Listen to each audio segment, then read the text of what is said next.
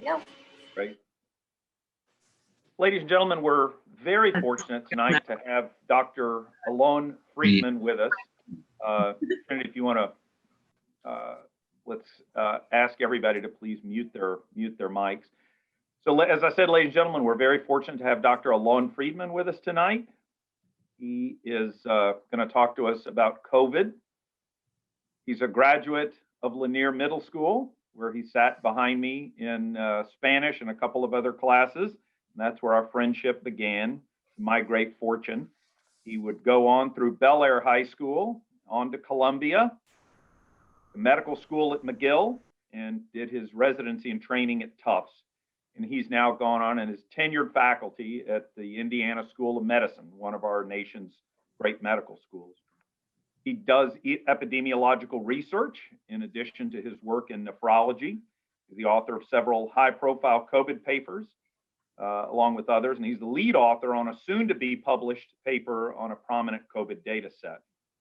He's board certified in nutrition, internal medicine, kidney disease, and his work in nephrology leads him into a variety of issues that touch upon public health.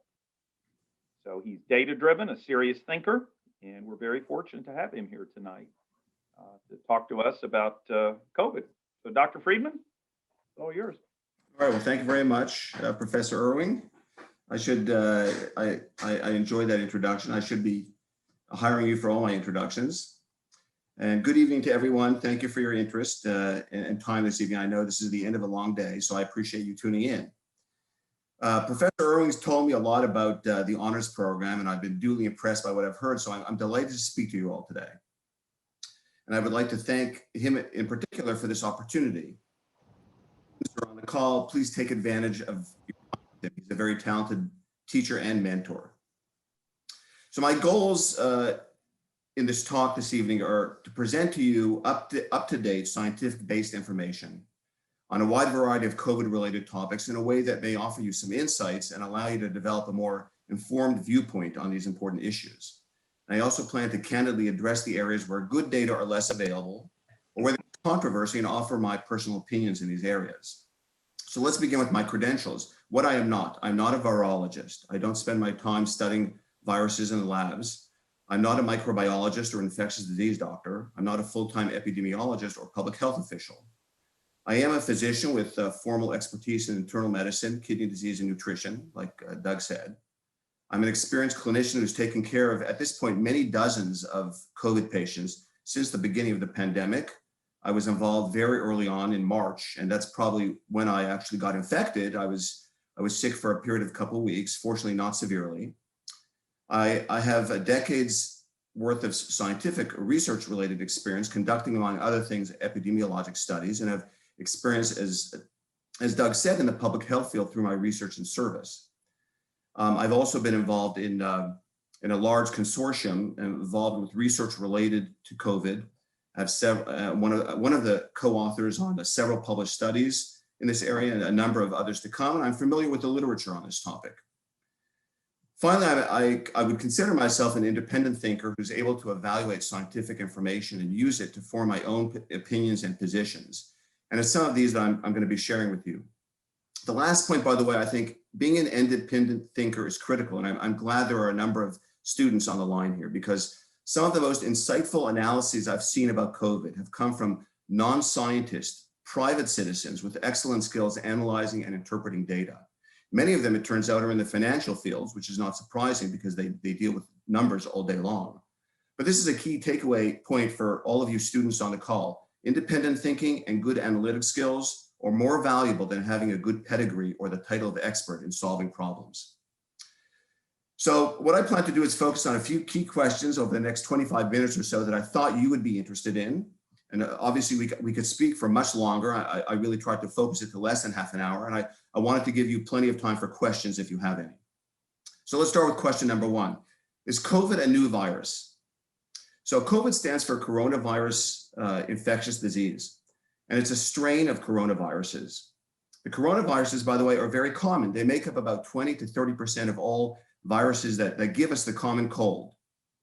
Interestingly, on occasion, they will mutate and have much more virulent strains, like you may have, some of you may be too young for this, but in the early 2000s, the SARS outbreak, and then just a decade ago, the MERS outbreak. These were quite virulent strains. The next question, how deadly is the virus? So earlier on this year, very early on, when the pandemic just began, it was not clear and was very frightening for everyone. I remember seeing my patients in the intensive care unit, donning the protective gear, going into their rooms. And for the first time ever, it was a very unusual, very unique feeling. There was a sense of anxiety, perhaps even fear in the air in the intensive care units. But this has really changed over the last several months. We've accumulated much more data on mortality, and the mortality data, the death rate is now considered to be about 0.2%. So about 2 out of every 1,000 people die who get it. Now, this may surprise you, but similar mortality rates were seen with very severe flu epidemics in the late 1950s and late 1960s in the United States. In addition, there are several reasons to think that the mortality rate is actually lower than 0.2%. And why would I say that? Number one, because there seems to be significant overcounting of people who purportedly die of COVID, meaning it is documented that this person X has died of COVID, but in fact, he or she has not. And this overcounting has occurred because of hospitals, administrators, the general system. In fact, in Florida, a recent study suggested that only about 55% of the people who were diagnosed as being as a COVID death actually met the death certificate criteria. In addition to that, we have improved our ability to care for patients with COVID. So I think the death rate right now is probably lower than it was, several months ago. Next question, who is at risk for the virus? The question is, to put it another way, is everyone at the same 0.2% risk, or are there differences between people or groups? This is a fundamental question, in my opinion, because it should shape how our society manages the virus. For example, if everyone is equally susceptible to the virus, well, then we should spread our treatment like a blanket across society. However, if there are certain groups that are vulnerable and other groups that are less vulnerable, we should focus our strategies to protect the most vulnerable. Serious perceptions abound about risk. In one recent national poll, respondents believe that people who were 44 years old or younger made up about 30% of deaths. The true figure was less than 3% of deaths. And I lay the fault here with poor education and miscommunication by the public health leadership in this country and the media. The reality is that elderly, particularly institutionalized elderly, meaning people who are in nursing homes, are overwhelmingly disproportionately at risk for death. I'll give you an example. In Indiana, where I live, at least half of the deaths are not just in the elderly population, they're from nursing home patients. So this tiny population, this tiny subgroup dominates the risk of death. I actually went to the Texas Department of Public Health website, which is freely available for all of you to browse. And from that, I found out that 1/3 of all deaths in Texas were in people 80 years or older. By the way, that's less than 2% of the population in Texas. So less than 2% of the population in Texas comprise 1/3 of all the deaths.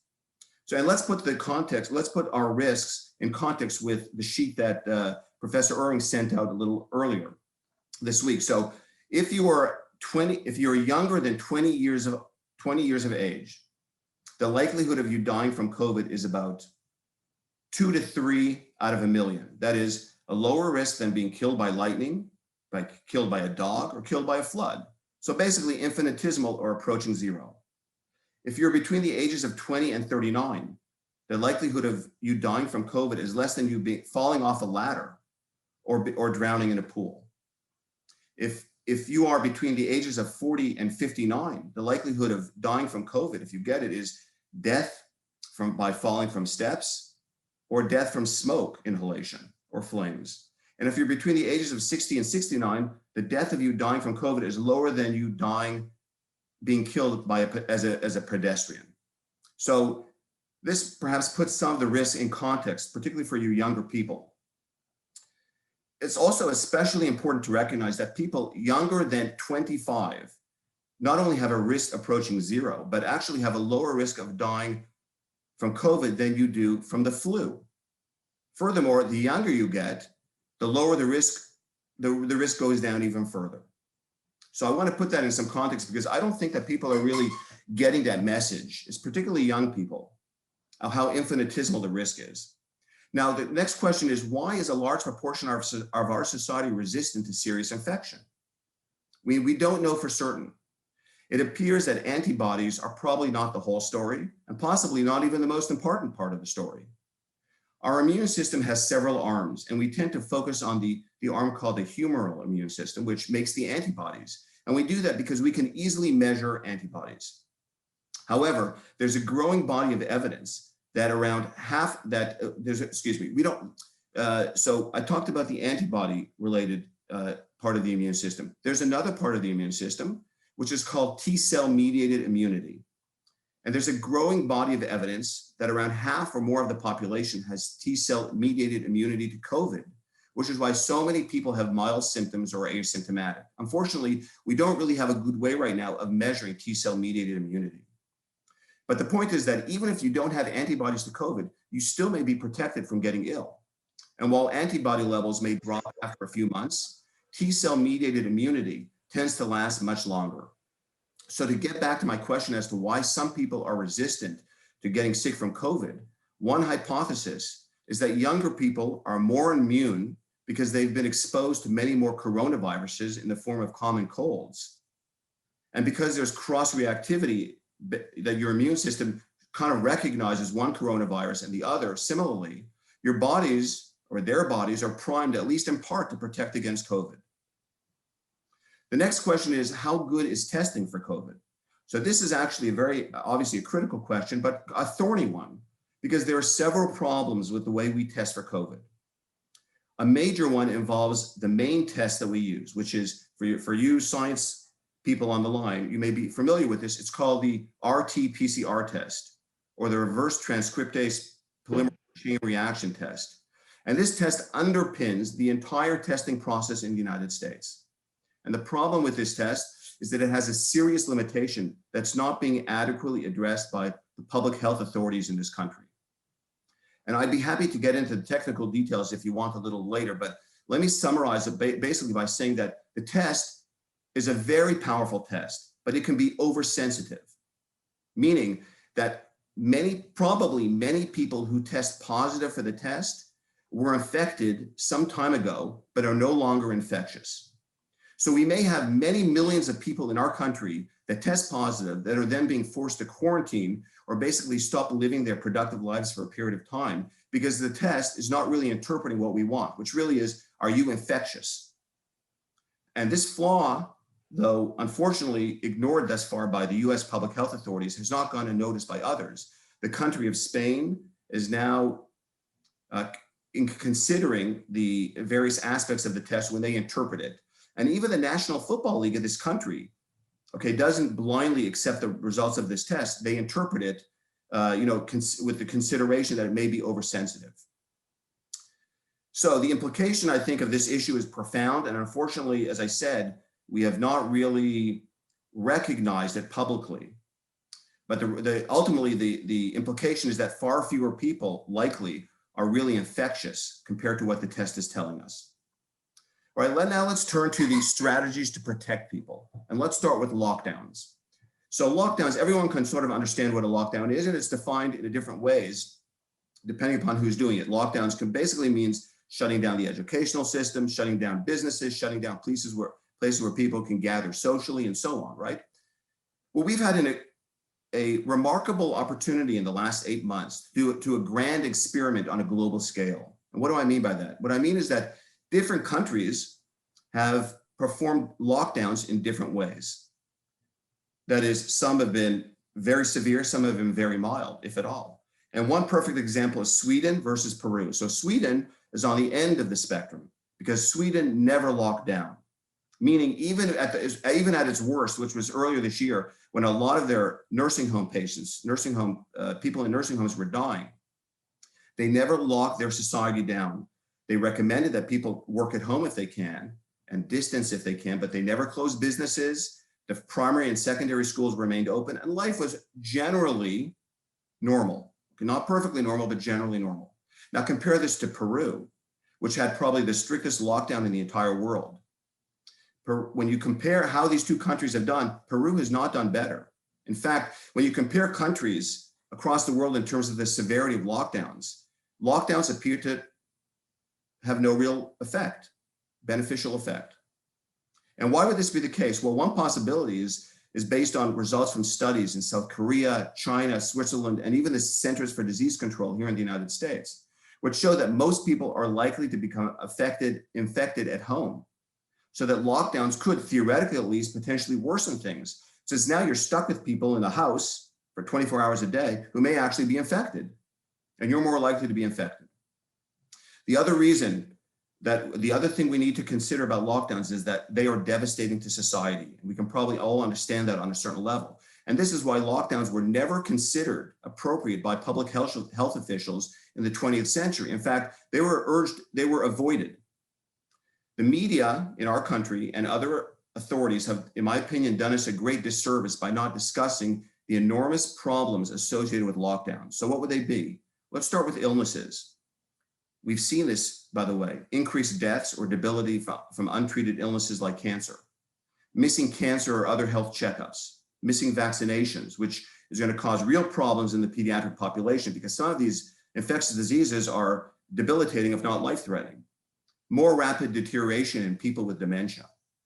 From a psychological standpoint, and I think everyone on this call understands what I'm about to say, increased levels of anxiety and depression, increased mental illness.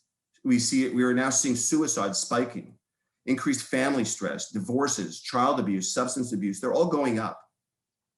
How about on the educational front? A delay in normal childhood development when we shut down schools in person. And as all of you can probably attest to, and I have children as well, I'm getting a sense of this as well, deteriorating education. Finally, on the financial front, people have lost their jobs, work has been cut back. People who've worked their whole lives to establish their businesses have gone into bankruptcy. And parents are being forced to stay home with children, which means they can't go to work. This is absolutely devastating. All of this is devastating. By the way, one important observation. You'll note that people who are hit hardest by the lockdowns are the working class and the poor. They're not the ones making the decisions to lock down. You'll notice that those who are pushing lockdowns have the least to lose. So just keep that in the back of your mind. Now let's turn to masks, a very controversial issue, unfortunately sort of swept up in the politics of the day. The best evidence for masks is that some of the highest quality masks appear to lower the spread of water droplets in the air when we speak or cough, which theoretically should lower the transmission of COVID. However, this may not be true because it's based on a number of assumptions that may not be true. And these include, number one, we do not know that water droplets are a significant source of infection. Number two, these are laboratory-based studies, which do not always reflect what happens in reality. Number three, they assume that people are wearing their masks appropriately and perfectly, and that their masks are fitting perfectly. And I think probably when we walk around for ourselves and other people, we see that usually doesn't happen. In addition, there are all types of masks, some better, some worse. Finally, the results are very contradictory. I've read some studies that find that the regular cloth masks that people are wearing outside in the community spread more droplets than not wearing any masks at all. In fact, the highest quality evidence we have, which are considered to be randomized controlled trials, and there have been about a dozen of them in the past 2 decades or so, do not support mask use for protection of oneself or others. These studies were done in various scenarios, at home, in educational situations. There was even one study in people who are doing the Hajj to Mecca in Saudi Arabia. They did not find that masks protected the wearer or other people. And this was not studying COVID. This was before the COVID era. They were looking at the influenza and other viruses, including strains of coronaviruses. Now, someone can argue, well, these were small studies. So maybe they don't have enough what we call statistical power to see a difference between the two groups, the mask group and the non-mask group. So some people, researchers, took all the data from all the studies, put them all together in something called a meta-analysis to see if that would make a difference. It did not. They still found no difference. So why would masks not help? Because we kind of have this general sense that it may help, but why would it potentially not help? Well, number one, regular cloth masks have pores that are much, much bigger than the virus. So, so the virus it depends how the virus spreads, it could easily penetrate the masks. Second, people may not be wearing them correctly. In addition, they have potential risks, not only psychological effects, right? But, and potential increase in mouth infections, but this is a particularly important issue. People may be contaminating their hands by touching their masks, which we do all the time, and then touching other things and thus spreading the virus. So it could potentially even be worse to wear to wear masks. In essence, in my opinion, masks have become sort of a lucky charm that makes us feel protected, even though the best evidence does not support their benefit. Unfortunately, the public health leadership in this country, in my opinion, has undermined trust in their authority by taking positions that are likely to be motivated by things other than science. I'm talking particularly about the CDC because they're really the most important institution, public health institution. The CDC, based on decades of experience before this year, never recommended wearing masks to protect against viruses because it was understood that masks are not helpful. Then the virus began, and then they switched their position to that masks may protect other people. Now, as of yesterday, on their website, they're now saying that masks protect their wearer. And they cited a series of fairly low quality studies and ignored the much more rigorous evidence for randomized studies. This is very troubling to me. This is very unscientific. One other troublesome side note, the only study of whether masks protect against COVID was completed in July, 3 months ago or so, 3 or 4 months or so ago. It's called the DAN-MASK study, D-A-N-M-A-S-K. This was a landmark study, not only because it was completed during a pandemic, which is very difficult to do, but it also included 6,000 participants, which is a huge study. It's also, it's so large that actually it's larger than all the other studies of masks ever done combined. That is randomized controlled trial studies. Yet this study has been rejected by all of the top medical journals. And personally, I doubt it was very much related to the quality of the study because the Danes are very good. They perform very rigorous science. My personal opinion is that politics has probably played a major role in the study being rejected for publication. And I'm not the only one to think this. And I say this because my opinion is that had the results of this study been positive, I suspect it would have been published immediately. And I think there's some suggestion that probably the results are negative, meaning they showed that the mask does not protect the wearer from COVID. So that's all I'm going to say right now about masks. Let's turn to vaccination very quickly. You may have heard in the last couple of days that Pfizer, the pharmaceutical company Pfizer, released some very positive preliminary data from their ongoing vaccine trial. And this could certainly be a pivotal treatment and panacea. But there are several issues to contemplate about this. Number one, the study isn't done yet, and we have to see whether or not what its efficacy is truly going to be. Number two, side effects is a huge issue, right? They're using a new technology involving synthetic mRNA, and it's never been done before in humans. And very often you will need much larger populations than what they're studying and longer periods of time to potentially see serious adverse effects, serious side effects. So that's another issue. Thirdly, I don't know I don't know if the immune protection you're getting from the virus is the same, better, or worse than it is if you get the virus naturally. It may be that we're going to have to take this vaccination, that people may have to take the vaccination several times a year.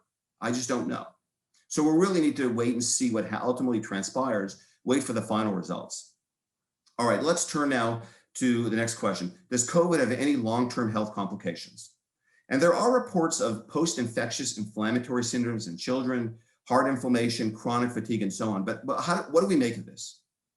The first thing is that the evidence that's been presented in the literature thus far does not prove causation, meaning it doesn't prove that there was a cause and effect, that the virus actually led to this. And it's very hard to do, okay? But it's certainly possible that the virus in certain people may have some after effects or complications. But it's important to keep in mind a couple of things. Number one, it's probably a very small proportion of the population. And number two, and more importantly, perhaps, these type of side effects occur with nearly all respiratory viruses, including regular coronaviruses and colds, as well as the influenza virus, the flu. So I think the media, because this is the way they sell themselves, they're very good at invoking fear in the public, but I think that's what's going on here. All right, the next question: what is the best public health policy to truly balance all aspects of public health? So here's my opinion, and perfectly reasonable people can disagree, can debate this.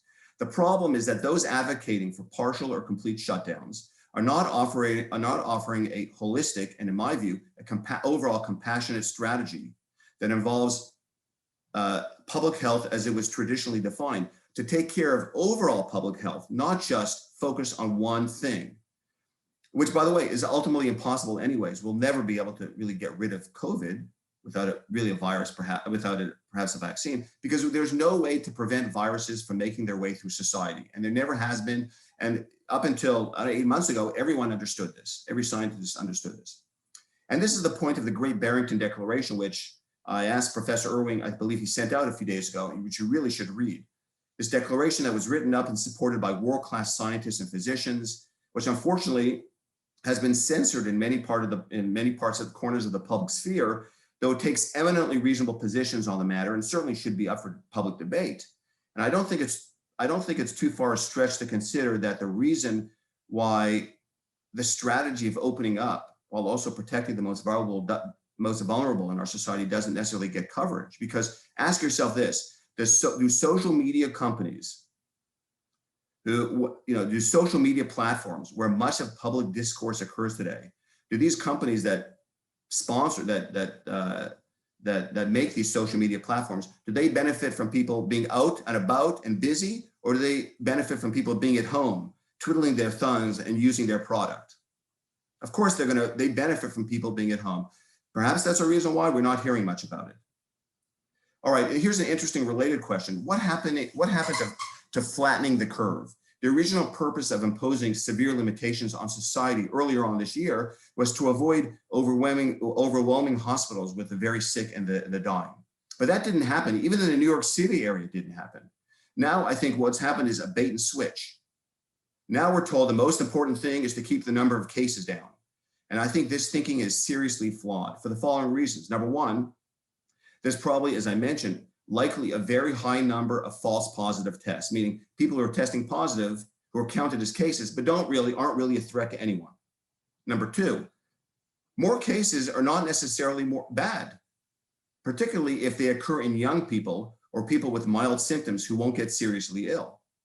And why is that? Because not only will these people not get seriously sick, but because it will ultimately lead to something called population immunity, also known as herd immunity. Now, herd immunity, I just want to say one word on this. Herd immunity has gotten a very bad rap in some circles by people who don't really understand what it is. It's not a strategy.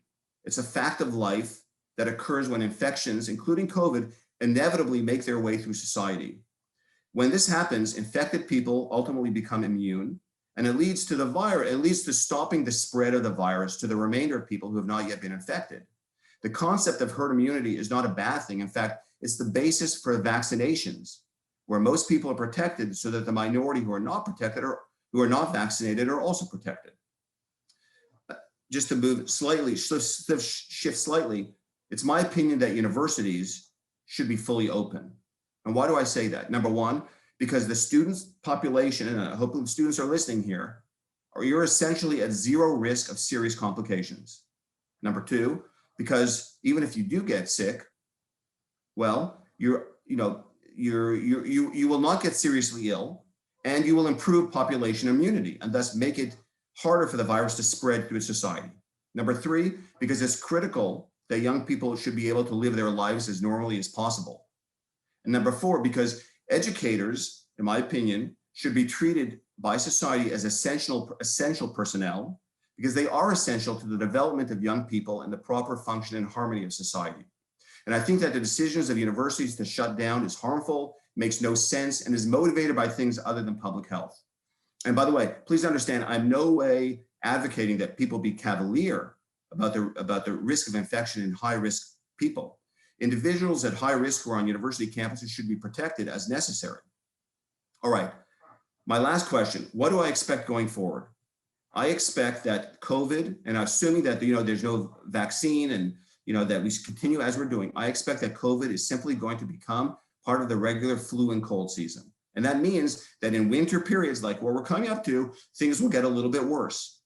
Okay. But I think that it won't be as bad as the initial wave. And every wave that comes will be softer and softer because there will be more population immunity, and it will just become part of the cold and flu season.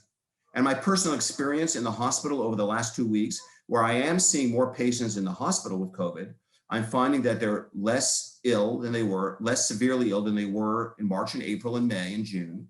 Okay. And some of them are not even shouldn't even frankly be called COVID patient because they're sort of out of the period of infectivity. Okay, let's wrap up. I have 3 general points sort of focused. I want this is sort of for student-oriented points. The first one, and these are my personal opinions regarding the COVID experience and my thoughts. Number 1, I want the students to remember experts are sometimes wrong. They're sometimes very, very wrong. While I certainly am not advocating a nihilistic approach, and I certainly do believe that technical expertise is essential when tackling problems like COVID, thinking for oneself and not simply following the crowd is an essential lesson to avoid the pitfalls I pointed out with the way we've dealt with COVID. Having a healthy dose of skepticism for so-called experts is, in my opinion, a good thing. And frankly, it's the only way that scientific progress is achieved. Scientific progress is never achieved by just nodding your head and accepting implicitly what people are telling you. In addition, the free exchange of ideas, particularly on topics with a huge amount of uncertainty and unknowns like COVID, should be encouraged. Unfortunately, censorship is common these days in the public sphere and becoming more common, and even encouraged by those who should know better. Number 2, human beings are at their essence social beings. This is a universal and timely truth. Shutting down human interaction will lead to catastrophe for all of us. There has to be a reasonable balance between living life and protecting ourselves. I think we have not found that balance yet. And finally, number 3, the COVID crisis has revealed how little we know about a wide variety of topics that perhaps we thought we knew a lot about. So this should actually be an exciting, this should be an exciting lesson for you students, because it tells us that there is tremendous opportunity to expand our boundaries of knowledge, and you students should be at the forefront. You have a lot of opportunities to improve our knowledge base and improve the way we deal with future pandemics and maybe other national, even international crises. So on that note, I'd like to thank you all for your attention. I'm happy to take any questions, and that's it. I can't hear you, sorry. Thank you very much, Dr. Friedman. Let's open it up for questions, and I'll ask you one if you don't mind, while others are thinking about what their questions might be. Offer some thoughts about the modeling early on. I mean, these attracted a great deal of attention. There was one at the University of Washington, one at the University of Manchester, and what's your thought about basically about modeling and science's predictive power? Sure. So what Professor Irwing's talking about is basically people, statisticians, epidemiologists, and other analysts who basically develop statistical models which tried to predict what was going to happen in terms of the number of cases, the number of deaths, and so on. It turns out that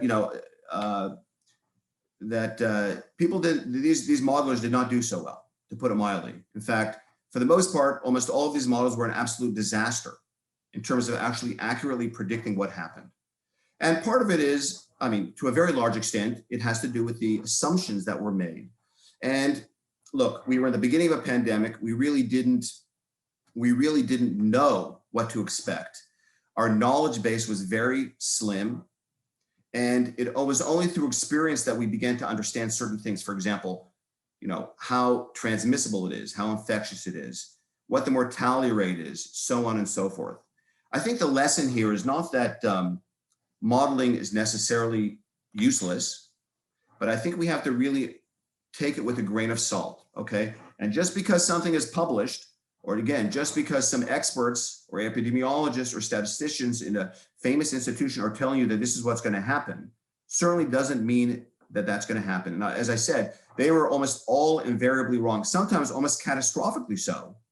I mean, some of the original models that were coming out of England terrified the United States. And I think that was part of what spurred on the original lockdown. And they were far off by, by many, many degrees. So that's what I'll say about the modeling. If no one, yeah, I can add a couple other things. Let's give a moment, Yeah, sure. Allon, and see Dr. Friedman, and see if we have any questions from any of our listeners here. Hello. I guess my question would be, what would you suggest, like, the best way that we protect ourselves from the virus and from getting it?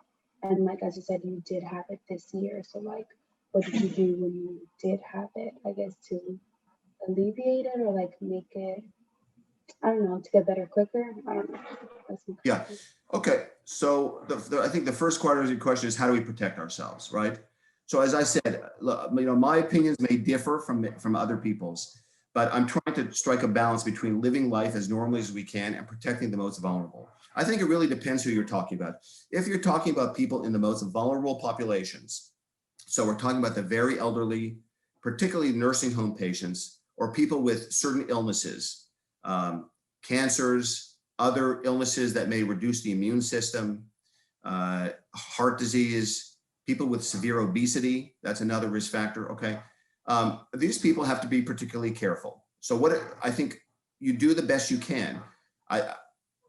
No one knows exactly how to protect oneself. No one has a perfect solution for this, but probably distancing oneself, I would assume, is probably the most important thing.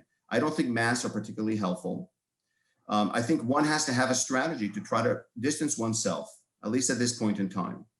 I think for the great majority of the population, though, and I would probably include people under the age of 50 or 60 who don't have those severe illnesses that I mentioned or other severe illnesses, my personal opinion is that life should go on fairly normally. And I use the Swedish model for this. Sweden has been criticized because they had a lot of deaths earlier on. But Sweden has been a very honest country with what exactly happened. They didn't do a good job protecting their nursing home patients, and they had a huge spike in deaths.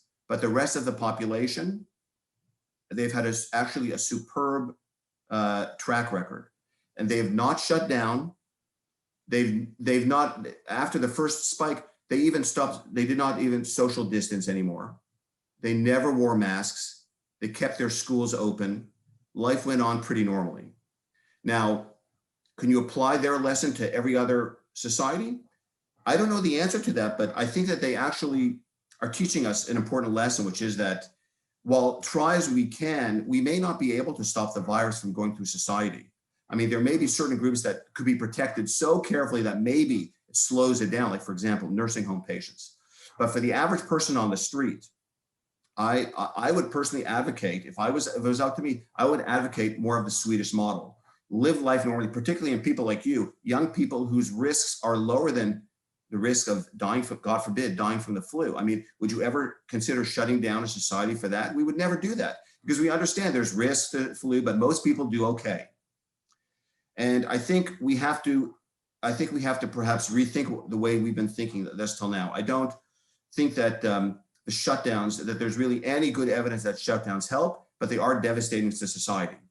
Now, I know your other question was, about if you get it, how can you sort of limit the flu? limit the symptoms? Was that your question? Or you can repeat it if you like. Did I get it right? Yeah, I think just like your experience with it and like how, I don't know, like what made you feel better? Sorry, what made me, I didn't hear that. Sorry, I didn't hear that last part. What made you feel better? I'll tell you. Sure. Well, I'll just tell you briefly. Not that there's something unique about me, but I I may have gotten it in the hospital and I was taking care of these patients, but I don't know for certain, and I'll never know for certain. My illness was it lasted for 2 or 3 weeks or so. It was mostly low-grade fevers and a cough and loss of taste and smell, which is a very common symptoms for COVID. I had mostly stomach GI symptoms. My stomach was upset a little bit and I lost my appetite completely. I lost a lot of weight actually during that period of time. Now I know people in communities who, some people have really no symptoms. Some people have very mild symptoms, like very mild. They may, have a little bit of a sniffle and that's it for them. It's very interesting, even in families, people may have various symptoms. It's also interesting that, none of my family members actually got it, which is something that's quite interesting. And I never really understood. I suspect that getting COVID is not as easy as people think it is. I wonder if there are super spreaders, people who are particularly infectious and may spread it, but I don't know the answer to that. No one's really ever resolved that question. But in terms of treatment, right now, there's no treatment that has been proven for people who have mild to moderate symptoms, okay?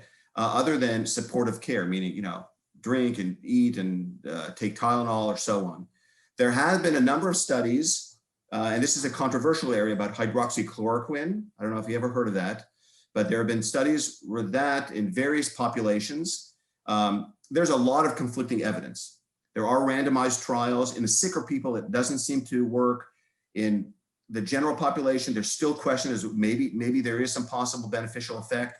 It differs by different countries. In India, tens of millions of people were taking hydroxychloroquine routinely to protect them against COVID. In the United States, there's sort of been it's become a sort of almost a taboo topic for some reason, like so many others. We don't really know. There's no treatment right now that's conclusive. When people are very sick, like they are in the hospital, steroids appear to help a little bit in terms of reducing death rates. And then there's another medicine called remdesivir, which is also given intravenously. And that medicine shortens the hospital stay. But other than that, there's no other real treatment up to this point that we have. Thank you for your question.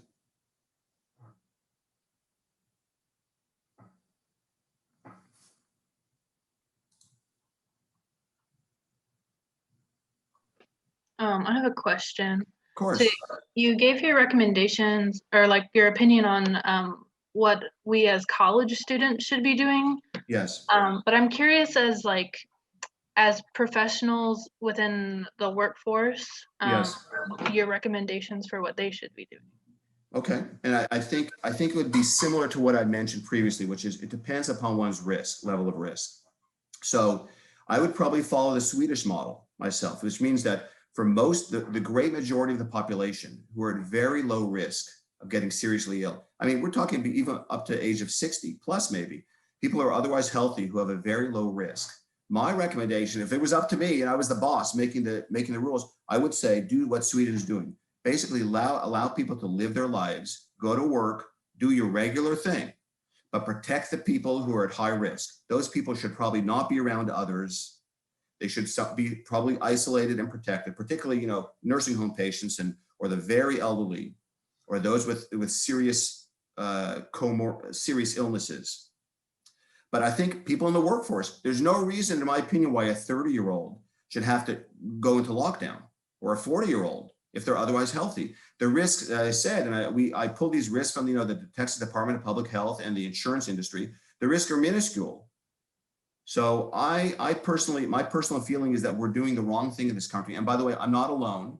Even though you may not hear the voices, there are many people who agree with my decision. Now, again, reasonable people can disagree and have debates. Unfortunately, these issues are not being debated in public, and that's the big problem here.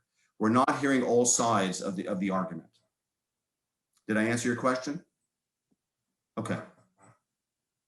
Allon, I don't know if I could read you a comment and a question here that's in the chat. Okay. Of course. This comes from Mr. Alan Huang.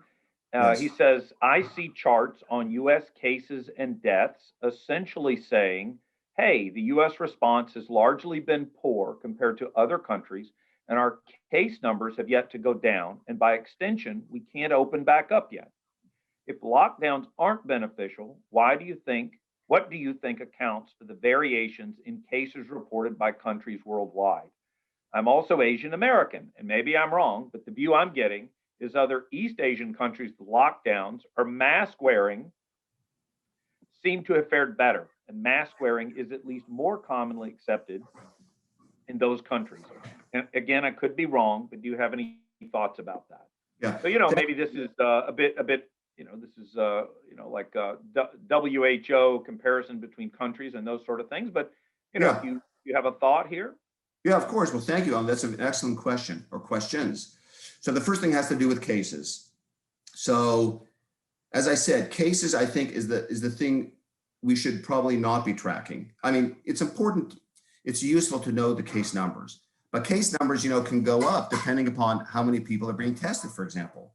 The United States now has by far the largest number, the largest testing program in the world, by far.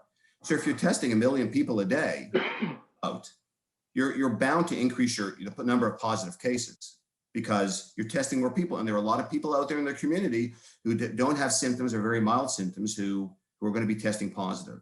Secondly, as I mentioned, there are a lot of false positives. So the more people you're going to test, the more false positive tests you're going to have.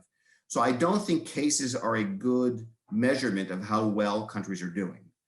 I think, hospitalizations and deaths are that's really the key issue in terms of how we're doing. But also, let's not forget, there's another side of the coin. If we're going to shut down, we can never forget the costs. I talked about the costs briefly. Increased illness, increased deaths from other causes other than COVID, right? Decreased immunizations, increased psychological damage and damage to our psychic health, and then enormous financial devastation. So all of these things have to be balanced. It's not just hospitalizations and deaths. So I think that's one thing. And again, the other thing about hospitalizations, I would say, is that and even deaths, there is a problem now. I think there is a problem in the way we are identifying patients in the hospital who do or do not have COVID. There was a report not too long ago from England saying a lot of the people that are hospitalized or deaths that were called deaths from COVID were not deaths from COVID. I bet if you dig into if you do an analysis here and dig into the data in the United States, and by the way, this is a great project for you students, okay? See if you can get data on death certificates in Texas and see how many of those patients fulfill the CDC requirements for COVID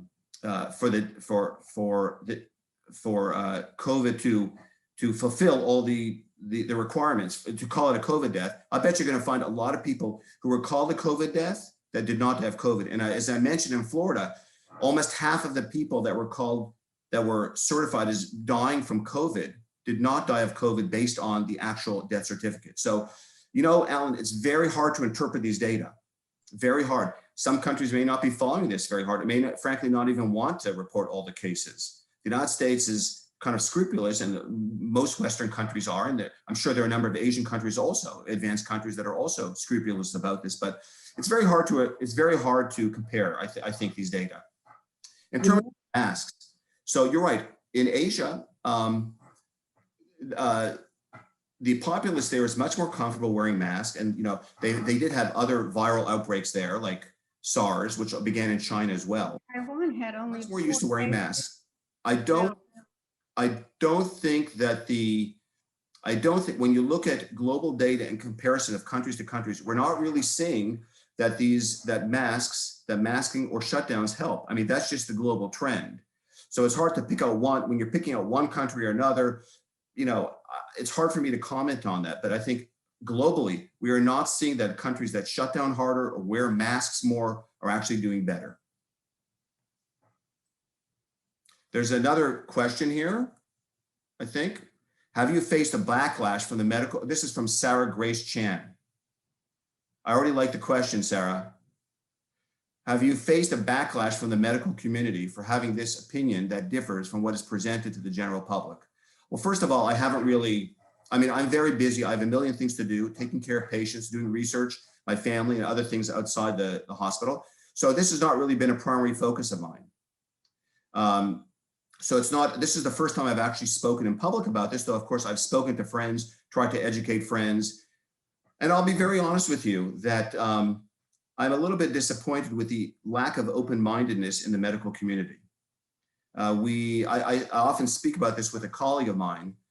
We expect that physicians and physician scientists would be more open-minded, right? Because that's how science is supposed to work. You have various opinions, you test the opinions. The ones that are successful are the ones that we adopt.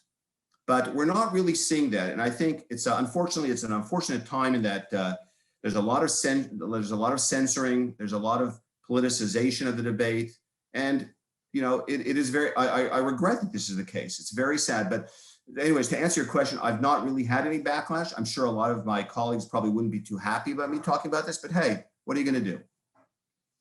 You can't make everyone happy, right? There's another question from Evan Hedro to everyone. Okay, so you mentioned following the Swedish model of how they handle COVID, but Sweden ranks much higher than the US in health. Would it not be bad to follow a model where when our own country's health is not up to the standard of the country that you propose we follow? Would it not be bad to follow a model when our own country's health is not up to the standard of the country that you propose we follow? I'm not quite sure I understand that last part, but I think maybe you're saying it's really not fair for us to compare ourselves to Sweden. First of all, I'm not sure that Sweden ranks higher than the US in health. I mean, I think that's a very complicated issue. And I don't know how you define health, but there are a million ways to define health. It is true that Sweden's a different country and with a different population. But there are other countries in Europe too. I mean, maybe we should compare Sweden to other European countries. And even there, I think Sweden's doing pretty darn good right now. Okay, as I said, they lost a lot of nursing home patients earlier on, and they admit it. The one refreshing thing about listening to the Swedes right now is that their Department of Public Health head is very honest and frank about the mistakes they made and about the limitations of our knowledge base, which is another thing. Let's not pretend that we know everything. Let's not pretend that we know that lockdowns actually help. We don't really know that. So let's be open-minded about these things. Here's another question from Marty Lauren. You talked about false positives, but how about false negatives and undiagnosed deaths? Excellent question, Marty. I've thought about this question too. How many false negatives are there? We don't know the answer to that. All I know is that the PCR test is extraordinarily powerful and sensitive in detecting genetic material. So since that's the main test of ours, I would guess the false negative rate is extremely low. And in terms of undiagnosed deaths, I don't know the answer to that. I don't know the answer to that. However, I will say that based on my readings, that it's far more likely that there were people that were diagnosed as a COVID death that actually weren't a COVID death than the other way around. And I'll give you some examples. Occasionally, you'll actually hear about people who committed suicide or died in car accidents who were called COVID deaths because they were tested and were found to be COVID positive. So these bizarre countings are sometimes, absurd, but those are very good questions. I don't know the answer to those. So I haven't seen any data on those. Okay, another question from Maham Gardezi. Maham says, if we don't lock down, wouldn't hospitals become overwhelmed? I see many articles and reports about hospitals at the brink of submission right now. Okay, Maham, I'm glad you asked this question, because here's what I would say to everyone that's reading the media or listening to the media or watching the media, caveat emptor. And for those of you who don't speak Latin, it means buyer beware. Be very skeptical and dubious about what the media is telling you these days. It's simply not the case.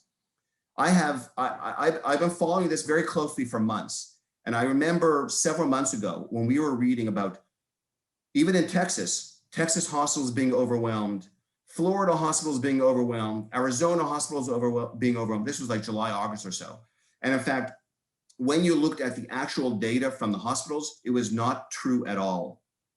It was not true at all. I think you have to remember, this is not we're not hearing, and I regret to say this, I do not believe an honest debate is going on about this. I think the media, to a very large extent, and for various reasons, wants to hype this issue to the point where they instill fear in the populace. So be very careful. By the way, there are probably ways, there are, there are there are resources to find out about whether hospitals or hospital systems are being overwhelmed. It may take a little bit of digging. I have found it on Twitter where there are a lot of, as I said, a lot of brilliant people who are actually reporting data that is not being reported in the mainstream media, but is very enlightening, and information about hospitals and whether or not they're becoming overwhelmed and how many percentage of hospital beds are open and so on. This information is reported. It was reported by Florida and Texas during July, August or so.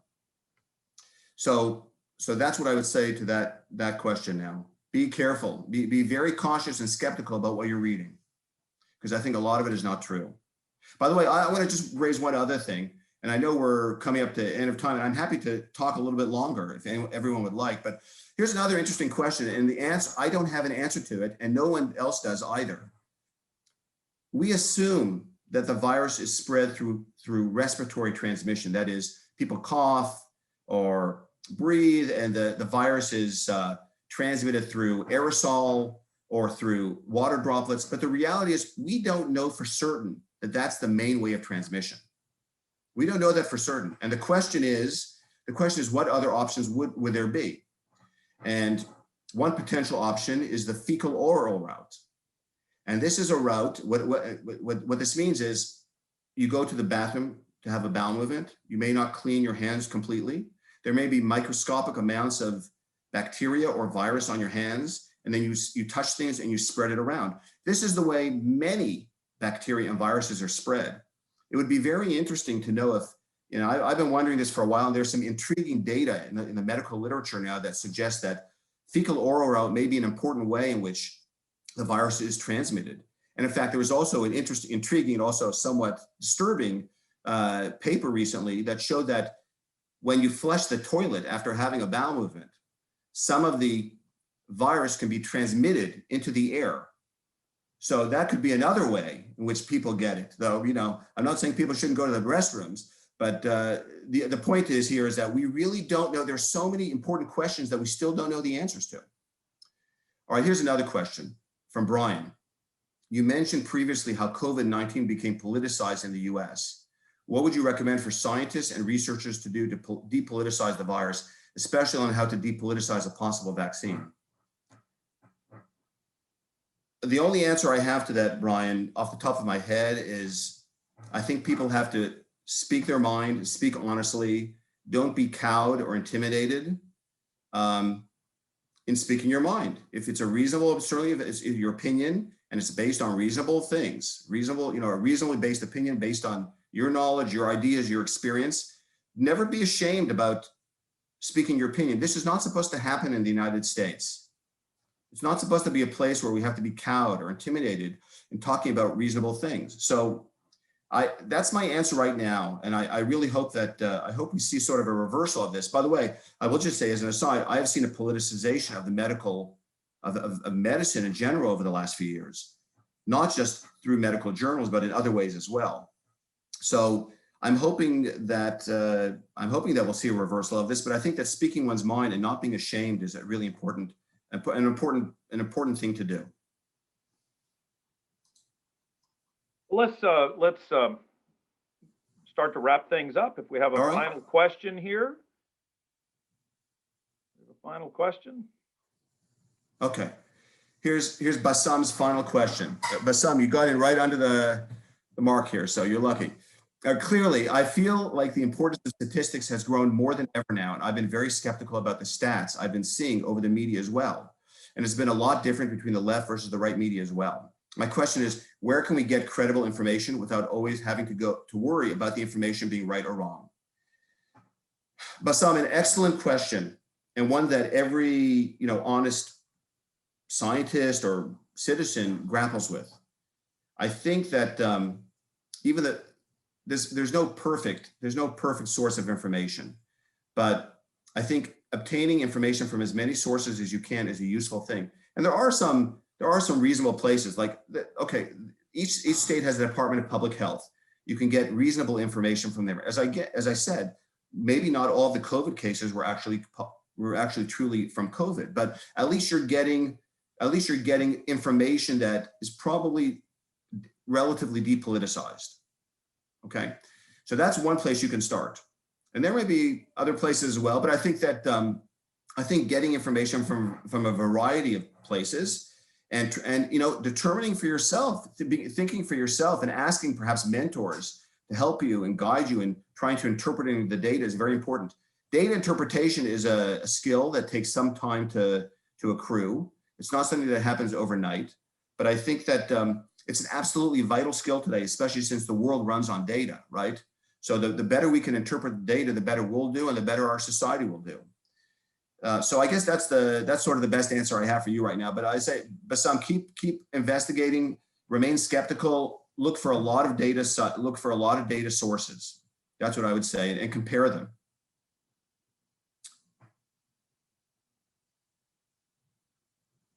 Dr. Friedman, thank you very much for talking to us for a fantastic hour, dense with information, and really applaud the courage that you've exhibited here to share with us what you know and what you don't know, and also to weigh in and offer some thought-provoking propositions about a variety of issues. You know, today we've become such a specialized world that rare is the opportunity we have for somebody to attempt to bring a lot of these ideas in different fields together. And you've been in a unique position there at IU with your experience and research and education to do that. And it's been a real treat. And so all of you that asked questions, you just asked fantastic questions, and just a fantastic talk. So let's just all one way, shape, or fashion, let's give Dr. Friedman a little round of applause. Just fantastic. Yeah. Well, thank you very much. And it really was a pleasure and a treat for me. Yeah, I know your hospital schedule will have you back in the hospital in very short order, treating COVID patients again. And good luck with helping us gather good information about it to improve our treatment schemes. And thank you very much. It was my pleasure, and have a good evening. Thank you.